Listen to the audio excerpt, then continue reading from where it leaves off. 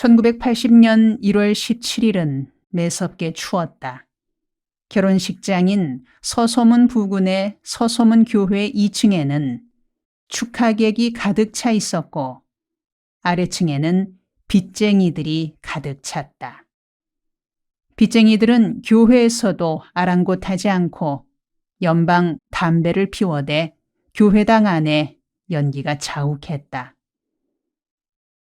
축하하러 온 손님들이 얼굴을 찌푸리고 있는데 난데없이 전화가 걸려왔다.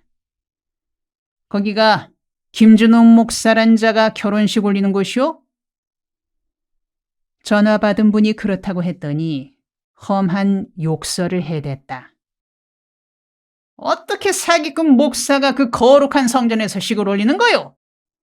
우리가 지금 깽판 놓으러 그곳으로 갈 테니 그리 알고 있으시오. 이 전화를 받은 사람은 다행히 장모였다. 장모는 놀란 가슴을 진정시키고 얼굴이 사색이 되어 딸에게 말했다. 신부가 심각한 표정으로 소식을 전하기에 나는 태연한 얼굴로 말해주었다. 글쎄, 어떤 사람들이 나타날지 궁금하구먼요. 아마 별일 없을게요. 결혼식장이 깽판될 만큼 나쁜 일을 한 적은 없으니까 괜찮을 깁니다. 내가 아무렇지도 않게 대답하니까 신부는 일단 안심을 했다. 그러나 그 소식을 들은 사람들은 모두 염려가 되어 바늘방석이라도 앉은 듯 안절부절 못했다. 그러나 정작 문제는 전화가 아니라 아래층에 잔뜩 모여 연이어 줄담배를 피워대는 빚쟁이들이었다. 그들은 며칠 전부터 공개적으로 말하고 다녔다.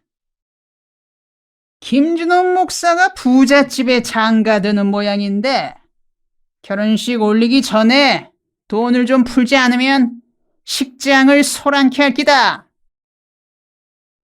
그런 말을 하고 다니던 사람이 끼어 있었기에 나는 마음이 편치 않았다.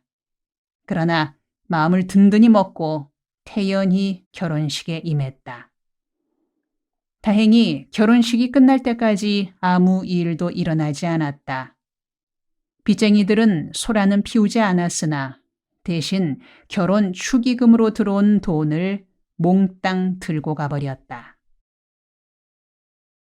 결혼식은 마쳤으나 신혼여행 갈 처지가 아니었던 우리 신혼 부부는 광나루 한강변 한강호텔에서 넓은 방 한 칸을 잡고 첫날 밤을 맞았다.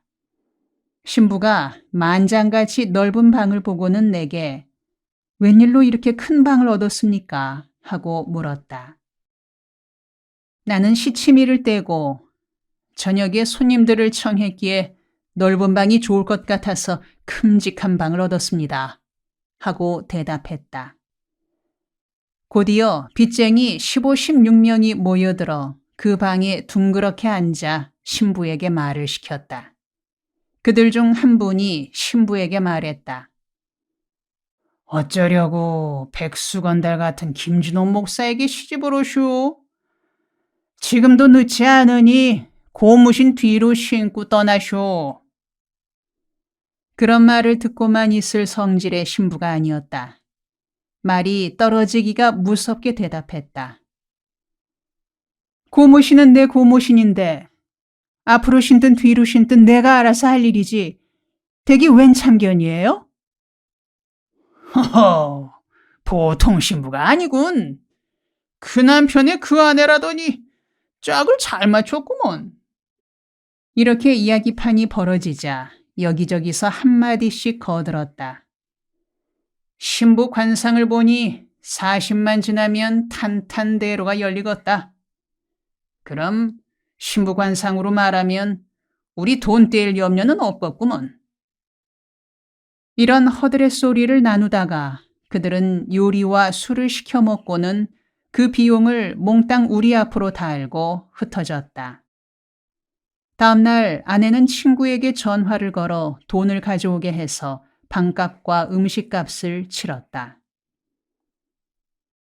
얼마 후 신부가 2.5톤 트럭 한 대에 장롱이며 찬장이며 텔레비전을 싣고 남양만에 왔다.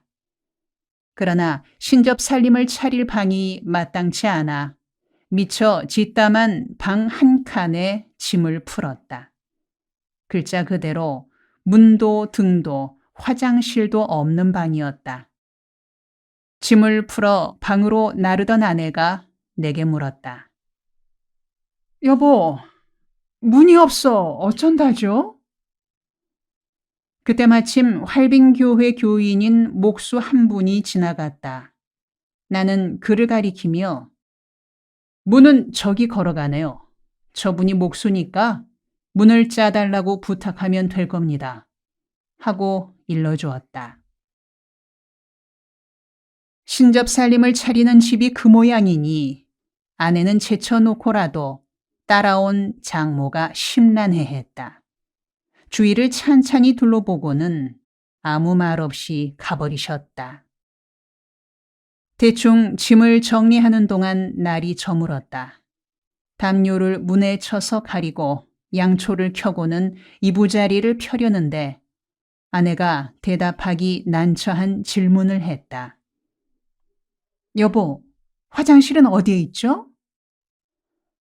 참으로 난감한 물음이었다. 헛간 같은 집을 황급히 살림집으로 고치면서 미처 화장실을 짓지 못한 터였다. 그렇다고 신혼 살림하러 온 색시에게 화장실이 없다는 말을 할 수도 없는 터여서 손전등을 들고는 나를 따라오세요. 내가 화장실로 안내하겠수다. 하며 앞장섰다. 아내는 사정도 모르고 고맙다는 표정을 지으며 따라 나섰다. 나는 밖으로 나가 마당가에 서 있는 큰 밤나무 아래에 서서는 아내에게 일렀다. 내가 가려줄 테니 볼일 보세요.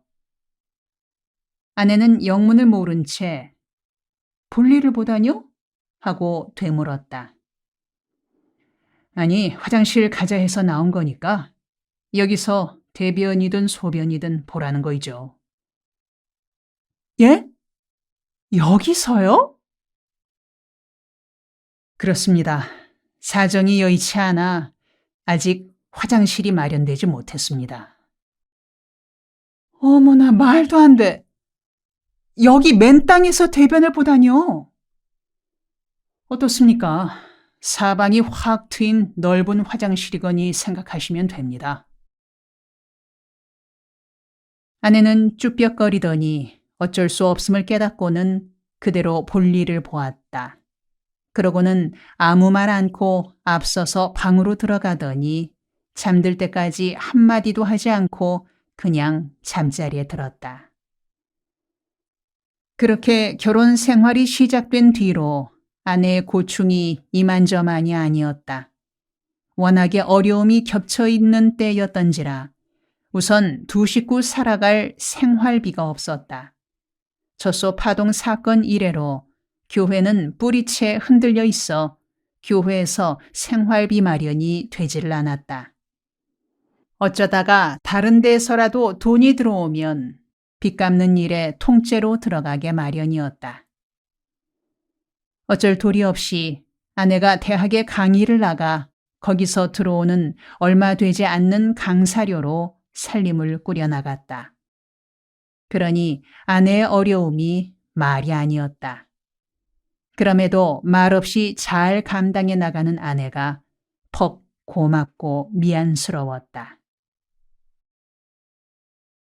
몇 달 후 아내는 임신을 했고 다음 해에 달이 차서 출산 진통이 시작되자 나는 아내를 서울로 데려가 중앙청 뒷골목의 민산부인과에 입원시켰다. 아내가 처녀 시절부터 잘 아는 의사가 있다고 해서 간 곳이었다. 태어난 아이는 아들이었다. 아이 이름은 이미 1974년 교도소에 있을 때 아들이면 민혁이, 딸이면 미네라 지어두었던 터였다. 그런데 민혁이를 출산할 때 아내가 난산이어서 견디다 못해 제왕절개로 출산할 수밖에 없었다. 제왕절개 수술로 아이도 산모도 건강에는 이상이 없었으나 출산비가 문제였다. 우리는 신혼 초 출산에 대비해 한 달에 1만 원씩 모았는데 아이를 출산할 즈음에는 15만 원 가량이 됐다. 1년 내내 모은 15만 원으로는 턱없이 부족했다. 그렇다고 그 문제를 입 밖으로 내지도 못하고 혼자 속앓이만 하고 있는데 드디어 병원 측에서 오늘 퇴원해도 좋다는 말이 나왔다. 병원비가 얼마냐고 물었더니 115만 원이라고 했다. 간이 철렁하고 떨어질 만큼 큰 액수였다. 나는 어쩔 수 없이 쪽지를 들고 원장님을 찾아갔다. 염치불고하고 깎아달라고 사정하는 도리밖에 없었다. 원장님, 멋진 아들 건강히 낳도록 도와주셔서 감사합니다. 그런데 죄송스러워 입이 떨어지지 않습니다만 도리가 없어 말씀드려야겠네요. 실은 제가 시골교회 목사입니다. 늦게 아들을 낳게 되었는데 병원비가 제대로 마련되지 않았구먼요. 제 딴에는 지난 10달간 모은다고 모은 돈이 15만 원밖에 안 됩니다. 그런데 제왕절개 수술을 하게 돼 병원비가 115만 원이 나왔구먼요. 죄송스럽습니다만 병원 측에서 할 수 있는 만큼 저희 부담을 줄여주시면 고맙겠습니다. 내가 주눅이 들어 더듬거리며 하는 말을 눈을 깜빡거리며 듣고 있던 원장님은 잠시 생각하더니 40만 원을 감해줄 테니 75만 원만 내라고 했다. 병원 측으로는 크게 봐주는 처사였지만 내 처지로는 115만 원이나 75만 원이나 마찬가지였다. 어차피 모자라기는 마찬가지여서 그렇게 깎아주는 것이 고맙다는 생각이 들 만한 마음 여유가 없었다. 그렇다고 더 깎아달라고 할 염치도 없었다. 원장실을 나오며 말했다. 예, 그럼 오늘 나가서 돈이 마련되는 대로 퇴원하도록 하겠습니다. 힘없는 말투였다. 나는 아내와 아들 민혁이가 있는 입원실로 가서 말했다. 여보, 오늘 퇴원해도 된대. 내가 나가서 준비해 올 테니 퇴원 준비하고 기다리세요. 예? 준비해 오시겠다고요?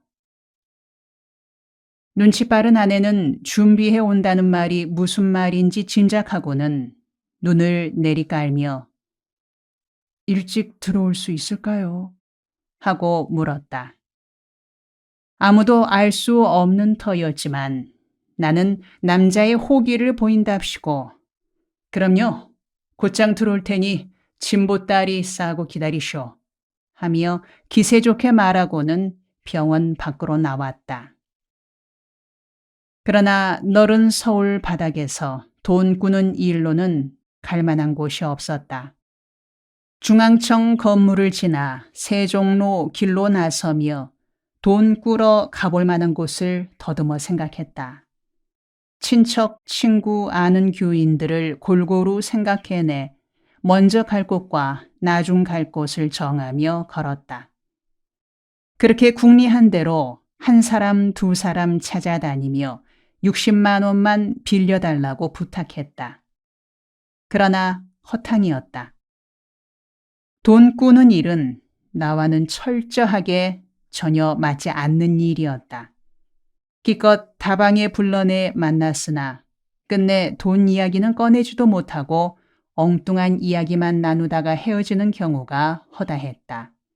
더욱이 차값까지 내가 물고 나올 때도 있었다. 천신만고 끝에 용기를 내어 60만 원을 빌려달라고 해도 한마디로 거절당하기 일쑤였다. 그렇게 7사람을 만나고 나니 자신이 처량하기 그지없었다. 예수님의 일꾼이 되기 위해 목사가 된 것은 좋은데 나이 40에 아들을 낳고는 돈이 없어 병원에서 퇴원시키질 못해 서울 바닥을 헤매고 다니는 내가 한심스러웠다.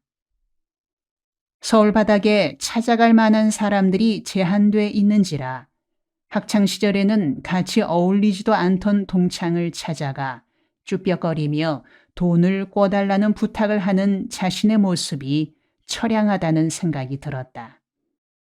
그리고 그런 친구들이 내 부탁을 듣고는 왕년에 캠퍼스 스타 김진홍도 사회에 나오니 맥을 못 추는구먼. 나에게 돈을 끌어오다니 하며 묘한 표정을 지을 때는 입술이 타들어가는 듯한 느낌이었다. 그러나 어쩔 것인가. 병원에서 짐 싸놓고 기다리고 있을 아내와 그 품에 안겨 있을 민혁이를 생각하면 어쩔 수 없는 일이었다. 이런저런 생각을 하며 8번째 사람을 만나러 가는데 내 가슴 깊은 곳에서 슬며시 오기가 솟아오르기 시작했다. 이것 봐라. 도대체 몇 곳이나 다녀야 60만 원이 구해지는 겐가? 한번 연습이라 생각하고 끝까지 다녀봐야겠구나. 그리고 예수님이 내게 이런 경험을 하게 하시는 데에는 뭔가 의미가 있으실 게다. 괜스레 서울 바닥에서 돈 60만 원을 구하려고 이렇게 헤매게 하시는 것은 아닐 것이다. 대학 시절의 한 친구와 어느 다방에서 만나기로 약속하고 그리로 가는 중에 이런 생각을 하며 한 가지 유익한 결론에 이르게 되었다. 오늘 이런 경험을 하면서 그저 자존심이 상하고 자신의 모습을 처량하게 보는 마음에서 벗어나 유익하고도 생산적인 경험으로 삼자는 다짐을 했다. 그래도 나는 서울 바닥에 찾아다닐 곳이 있으니 얼마나 다행스러운 일인가. 이런 경우에 아무데도 찾아갈 곳이 없을 벽촌이나 외딴 섬에 있는 다른 동역 목사의 경우는 어떠할까? 그들이 지금 나와 같은 처지에 이르렀을 때 얼마나 슬프고 적막할 것인가. 그래도 나는 이렇게 찾아다닐 곳이나마 있으니 다행스런 사람이다. 그러니 이왕지사 나선 걸음, 도대체 몇 사람이나 만나야 60만 원을 구할 수 있을지 연습 삼아 한번 다녀보자. 그래서 앞으로 내게 좋은 시절이 온다면 다른 일보다 이렇게 어려운 처지에 이르러 한숨만 쉬고 있을 동료 농촌 목회자들을 돕는 일에 적극 나서야겠다. 예수님께서 나로 하여금 이런 경험을 하게 하신 것은 훗날 어려움에 처한 농어촌 목회자들을 돕는 일을 하라고 시키시는 거다. 좋다. 그렇다면 기죽지 말고 열심히 다녀보자. 도대체 몇 사람, 몇 집을 다녀야 필요한 돈을 마련할 수 있는지 헤아리며 다녀보자. 이런 생각을 하니 기운이 솟고 자신을 처량하게 여기던 마음이 사라졌다. 그날 나는 13사람을 만난 후에야 65만 원을 마련할 수 있었다. 이미 오후 6시가 지나 있었다. 병원에 이르니 짐 싸놓고 온종일 기다리던 아내가 반색을 하며 맞아주었다. 저는 어디 교통사고라도 났는가 싶어 걱정했어요. 별소리를.